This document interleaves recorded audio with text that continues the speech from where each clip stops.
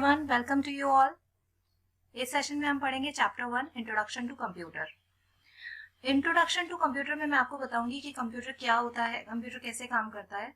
आज क्योंकि हम आज के ज़माने के बच्चे हैं और हम सारी चीज़ें पढ़ते देखते सुनते कंप्यूटर्स में हैं, इसीलिए कंप्यूटर जो है हमारी डेली लाइफ का पार्ट बन गया है।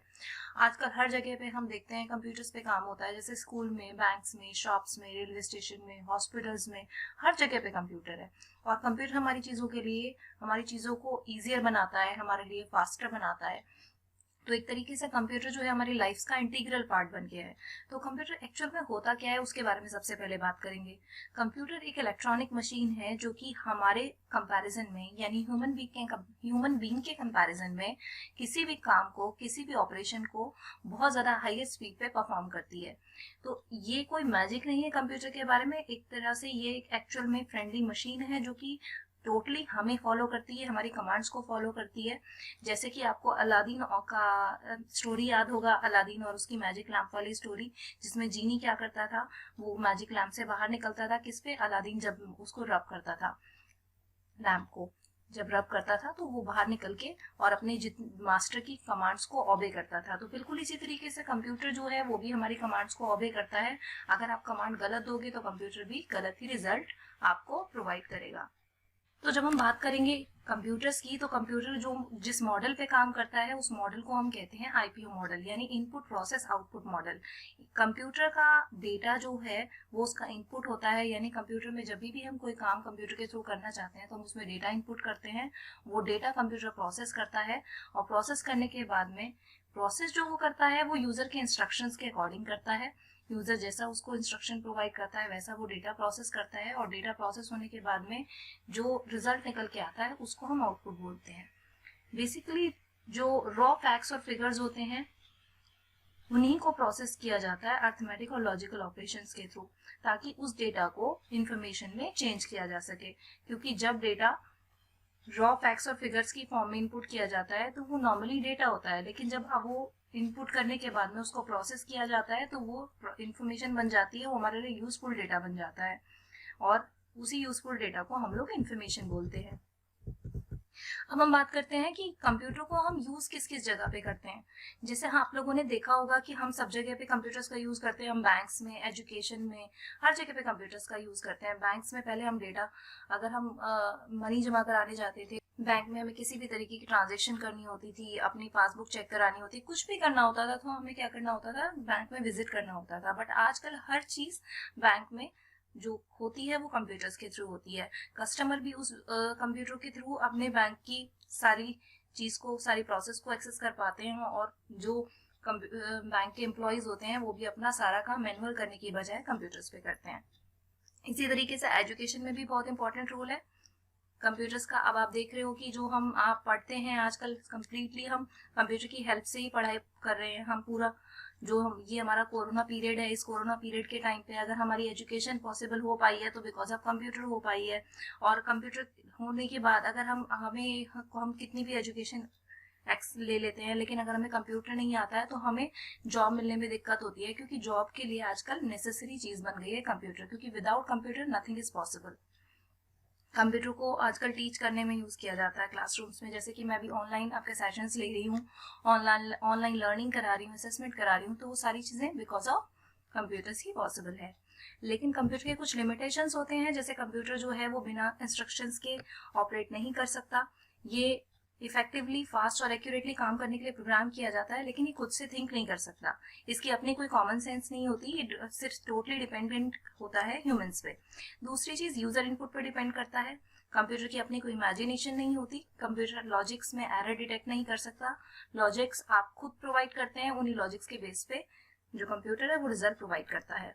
सिर्फ यूजर, एक्सपर्ट यूजर जो होते हैं वो इस पे वर्क कर सकते हैं, और कंप्यूटर जो है वो अपना डिसीजन खुद से नहीं ले सकता। तो ये कुछ हमने लिमिटेशंस कंप्यूटर्स की पढ़ी। अब बात आती है हिस्ट्री कंप्यूटर की कैसी है।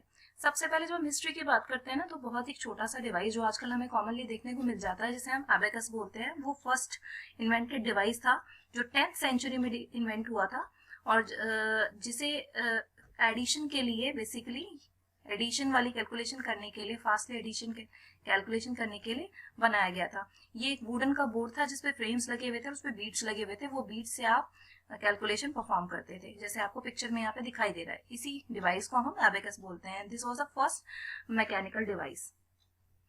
इसके बाद नेफियर बोन्स नाम का एक डिवाइस आया जो 1617 में जॉन नेफियर ने इन्वेंट किया था। और ये एक मैकेनिकल डिवाइस था जिसमें स्लाइडिंग रोड्स थी, जिसमें नंबर प्रिंट होते थे और उन रोड्स के थ्रू हम कैलकुलेशन परफॉर्म करते थे।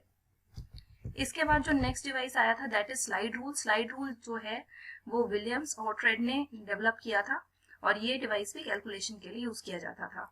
इसके बाद पास्कल्स एडिंग मशीन 1640 में ब्लेस पास्कल ने इन्वेंट की थी और ये मशीन भी कैलकुलेशन जैसे कि एडिशन, सब्ट्रैक्शन इसके लिए यूज की जाती थी। इसके बाद नेक्स्ट जो चार्ल्स बेबेज ने डिवाइस इन्वेंट किया था 1823 में, जिन्हें फादर ऑफ कंप्यूटर कहा जाता था। उन्होंने सबसे पहला एक ऐसा डिवाइस इन्वेंट किया जिसे डिफरेंस इंजन के नाम से जाना जाता था, जो कि बेसिकली 6 प्लेसेस तक के टेबल्स परफॉर्म कर पाता था। और डिफरेंस इंजन पे काम करते करते ही बेबेज को जो एनालिटिकल इंजन है उसे बनाने का आइडिया आया था, जिसे उन्होंने 1833 में बनाया था। तो ये एक तरीके से पूरा सेट ऑफ इंस्ट्रक्शन था जो पूरे कमांड्स को एग्जीक्यूट करता था बिना किसी ह्यूमन इंटरवेंशन के। ये आइडिया था फर्स्ट आइडिया कंप्यूटर का, जिसे चार्ल्स बेबेज ने इन्वेंट किया था, इसीलिए उनको ही फादर ऑफ कंप्यूटर कहा जाता है। इसके बाद पार्ट्स ऑफ कंप्यूटर की बात करें तो कंप्यूटर के कौन कौन से पार्ट्स होते हैं। सबसे पहले हम बात करेंगे हार्डवेयर पार्ट की, क्योंकि हार्डवेयर जो है वो बेसिकली ऐसी चीज है जिसे हम टच कर सकते हैं, जिसे हम फील कर सकते हैं। ये सॉफ्टवेयर को ऑपरेट करने के लिए, यानी सॉफ्टवेयर बिना हार्डवेयर के ऑपरेट नहीं किया जा सकता।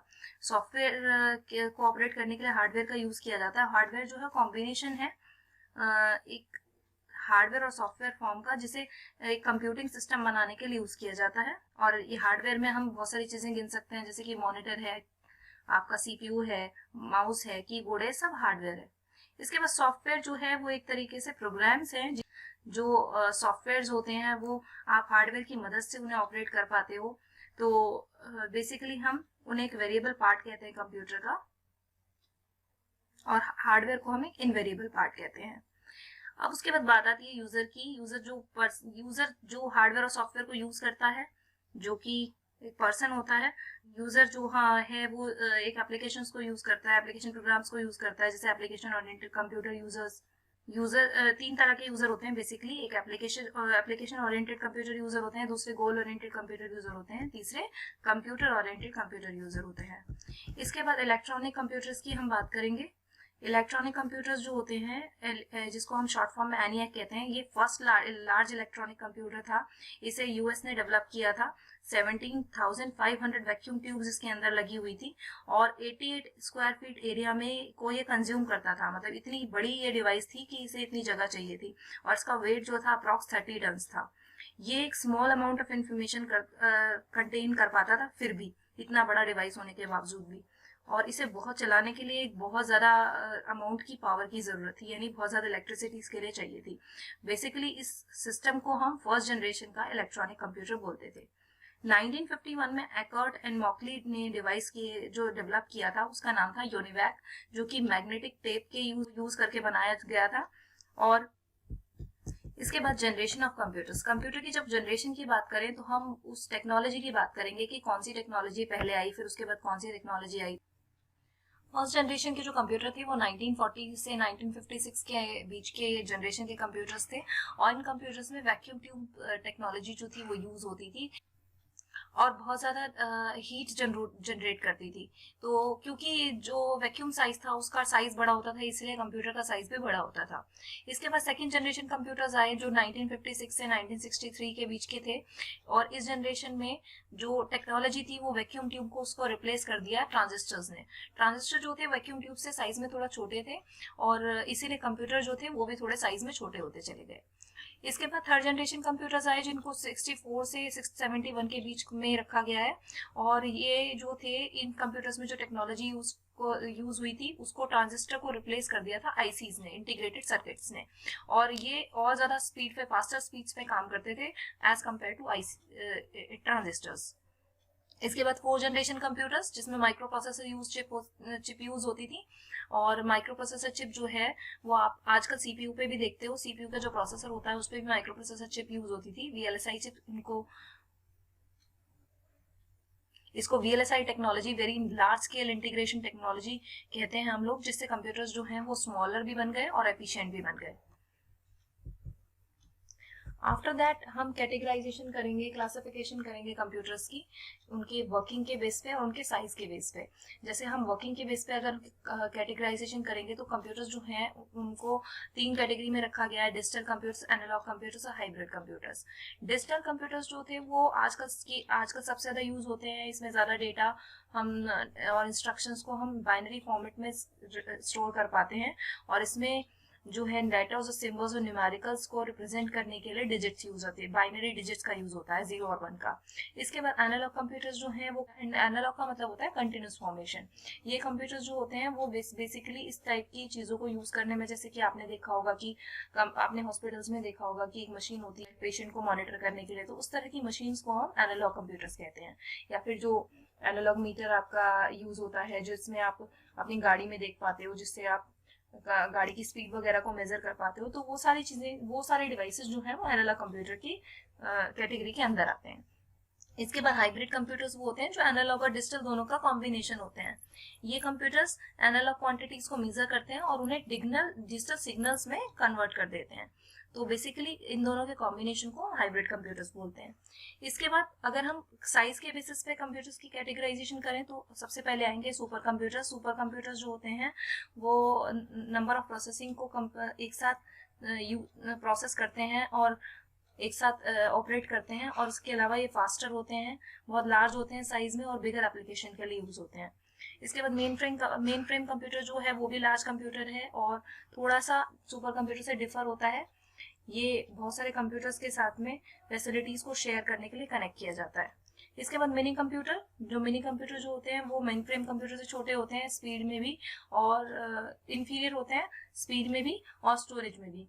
तो मिनी कंप्यूटर्स में ऑपरेटिंग सिस्टम होता है जिससे हम मल्टीटास्किंग कर सकते हैं, और नेटवर्किंग इसके अंदर कैपेबिलिटीज होती हैं जो कि एक से ज़्यादा यूजर को सर्व करने की कैपेबिलिटी रखती है। इसके बाद लैपटॉप, आजकल के टाइम पे डिज़ाइन जो है वो छोटे उसमें आ गए हैं, माइक्रो कंप्यूटर्स में चेंज हो गए हैं, रिड्यूस हो गए हैं। तो उस तरह की टेक्नोलॉजी को हम लैपटॉप के अंदर काउंट करते हैं। जैसे लैपटॉप में आप देखते हो कि लैपटॉप के लिए आपको बहुत सारे एक्सेसरीज को कनेक्ट नहीं करना पड़ता है, पोर्टेबिलिटी होती है, अफोर्डेबिलिटी होती है, आप कहीं भी उठा कर उसको यूज कर सकते हो एक जगह से दूसरी जगह, उसका पूरा एक सेटअप नहीं होता है, एक छोटा सा डिवाइस होता है। तो लैपटॉप कंप्यूटर्स को हम लार्ज नोटबुक के एक तरीके से कंपेयर कर सकते हैं। तो ये हमारी कैटेगराइजेशन हो गई साइज के ऊपर। अब हम कैटेगराइजेशन करेंगे कंप्यूटर्स की। जैसे अब हम बात करेंगे कैरेक्टरिस्टिक की कंप्यूटर्स की। तो कैरेक्टरिस्टिक क्या होती हैं? जैसे कंप्यूटर जो होता है हमारा ऑटोमेटिक होता है, अगर वो बिना किसी ह्यूमन इंटरवेंशन के काम करता है, खुद से रन होता है, तो वो ऑटोमेटिक मशीन होती है जो अपनी जॉब को, जब उसे जॉब प्रोवाइड कर दी जाती है, उस जॉब को फिनिश करके ही बंद होती है। तो वो चीज़ होती है ऑटोमेटिक। फिर उसके बाद स्पीड की बात होती है। कंप्यूटर जो होते हैं वो बहुत हाई स्पीड पे काम करते हैं। ये बिलियन ऑफ कैलकुलेशन को सेकंड्स में परफॉर्म कर देते हैं। सेकंड तो बहुत लंबा टाइम है कंप्यूटर्स के लिए, नैनो सेकंड्स में परफॉर्म कर देते हैं। और कंप्यूटर की जो स्पीड है उसको हम मेगाहर्ट्ज में मेजर करते हैं। इसके बाद कंप्यूटर जो है एक्यूरेट होता है बहुत ज़्यादा। ये बिलियन ऑफ कैलकुलेशंस को बहुत ज़्यादा बिना एरर के बहुत ही कम टाइम में कैलकुलेट करके शो कर देता है। इसके बाद स्टोरेज है। कंप्यूटर जो है अपना डेटा परमानेंटली स्टोर करता है। कभी भी आप किसी भी टाइम पे किसी भी अपनी पिक्चर को, अपने किसी भी म्यूजिक फाइल को अपने एक्सेस कर सकते हो। इसके बाद वर्सेटिलिटी का मतलब होता है कि आप एक साथ बहुत सारी जॉब्स जो है वो कंप्यूटर को प्रोवाइड कर सकते हो। वो उनको सबको एक साथ परफॉर्म करेगा बिना किसी सिंगल एरर के। जैसे कि आपने देखा होगा कि आप एक ही टाइम पे सॉन्ग भी प्ले कर लेते हो, एक ही टाइम पे अपना डॉक्यूमेंट भी क्रिएट कर लेते हो, और एक टाइम पे पेंटिंग वाली एप्लीकेशन को खोल के पेंटिंग भी कर लेते हो। तो इसी चीज को वर्सेटिलिटी बोलते हैं। अब बात आती है एडवांटेजेस ऑफ कंप्यूटर की। जब हम कंप्यूटर के एडवांटेजेस की बात करते हैं तो इसमें आप देखते हैं कि कंप्यूटर जो है वो हमारी इंफॉर्मेशन की अवेलेबिलिटी को, हमारे कम्युनिकेशन को एनहांस करता है। इसके अलावा हमें रिसोर्सेज शेयरिंग प्रोवाइड करता है, हमारी फाइल शेयरिंग को ईजियर बनाता है। ये हाईली फ्लेक्सिबल है और बहुत ज़्यादा इनएक्सपेंसिव सिस्टम है, और ये कॉस्ट एफिशिएंसी को भी बढ़ाता है। तो ये सारी जो हमारी एडवांटेजेस हैं, ये फायदे हैं, ये हमारे कंप्यूटर्स को यूज करने के हैं। इसके बाद लेटेस्ट रिवाइज में कुछ रिव्यू दिया हुआ है जिसमें आपको एक समरी दी हुई है अपने चैप्टर की, इसको आप रीड करेंगे। इसके बाद एक्सरसाइज जो है आपकी, इस एक्सरसाइज को आपको पूरा करना है।